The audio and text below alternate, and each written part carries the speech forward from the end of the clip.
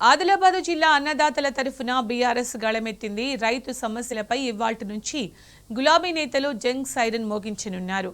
ఇవాళ జైనత్ మండలం కాపరి దగ్గర మహాధర్నా చేపట్టనున్నారు. రేపు ఎంపీ ఎమ్మెల్యే నివాసాలను ముట్టడించనున్నారు. 5వ తేదీన అన్నదాతలతో కలిసి కలెక్టరేట్ ముట్టడించనున్నారు. ఈ నెల 6ను ఆదిలాబాద్ జిల్లా కేంద్రంలో బంద్ పాటిస్తామని మాజీ మంత్రి జోగు రామన్న తెలిపారు. సర్కారుపై ఒత్తిడి పెంచేందుకు వివిధ రూపాల్లో నిరసన కార్యక్రమాలు చేపడతామన్నారు.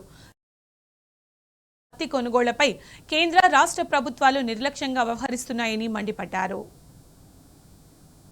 ఇలా కేంద్ర రాష్ట్ర ప్రభుత్వాల విధానాలకు వ్యతిరేకంగా రైతుల నిరసన కార్యక్రమాలు కొనసాగుతున్నాయి. ఈ రైతుల పట్ల కేంద్ర రాష్ట్ర ప్రభుత్వాల యొక్క వైఖరిని నిరసిస్తూ రైతులు నిరసన కార్యక్రమాలు కొనసాగిస్తుంటే ఇప్పటి వరకు అటు రాష్ట్ర ప్రభుత్వము ఇటు కేంద్ర ప్రభుత్వం ఇద్దరు కూడా రైతులను ఉరిపెట్టి చంపేటటువంటి ప్రయత్నం చేస్తూ ఉన్నారు. రోజు రోజుకు రైతులు ఆత్మహత్యలు చేసుకుంటూ ఉన్నారు. మరి ప్రభుత్వాల సంగతి చూసేడుతుంది. అందుకొరకే బీఆర్ఎస్ పార్టీ పక్షాన మరి రైతు సంఘ నాయకులకు కూడా విజ్ఞప్తి చేస్తున్నాం. అందరూ రేపు కాప్రి ఎక్స్ రోడ్ దగ్గర 10 గంటలకు బేలా జైనత్ మండల రైతులు సోయాబీను పత్తి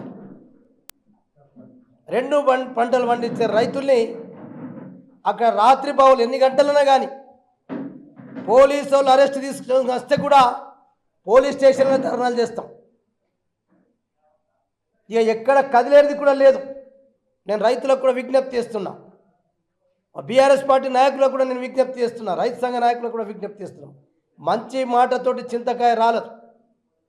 ఎల్లుండి శనివారం ఎంపీ ఎమ్మెల్యే ఇల్లు ముట్టడి, మండే రోజున కలెక్టర్ ఆఫీస్ ముట్టడి.